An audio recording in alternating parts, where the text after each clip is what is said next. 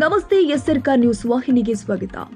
ವಿಜಯಪುರ ನಗರದ BLDE deemed ವಿಶ್ವವಿದ್ಯಾಲಯದಲ್ಲಿ ನಡೆದ 12ನೇ ಘಟಿಕೋತ್ಸವ ಕಾರ್ಯಕ್ರಮಕ್ಕೆ ಕೇಂದ್ರ ಸಚಿವ ಪ್ರಹ್ಲಾದ್ ಜೋಶಿ ಚಾಲನೆ ಕೊಟ್ಟಿದ್ದಾರೆ.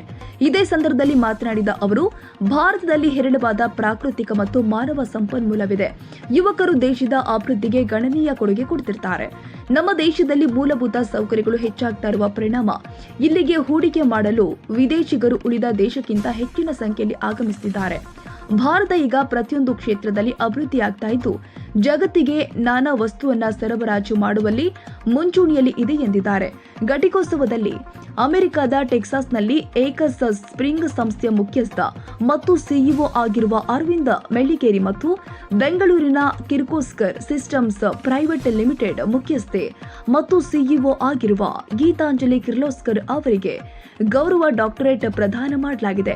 ಇನ್ನು ಈ ಸಂದರ್ಭದಲ್ಲಿ ವಿಜಯಪುರ ನಗರದ ಶುಭಂ ಹಿಮಾಂಶು ಶಹಾ 6 ಚಿನ್ನದ ಪದಕ ಮತ್ತು ದೆಹಲಿಯ ಈಶಾ ಶೈಲೇಂದ್ರ ದೀಕ್ಷಿತ್ ಅವರಿಗೆ 5 ಚಿನ್ನದ ಪದಕ ಮತ್ತು 2 ನಗದು ಪ್ರಶಸ್ತಿ ಪ್ರದಾನ ಮಾಡಲಾಗಿದೆ.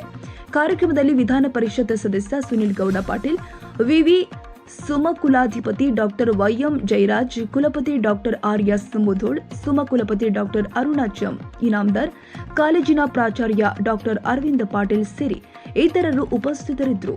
ಪ್ರಹ್ಲಾದ್ ಜೋಶಿ ಕಟ್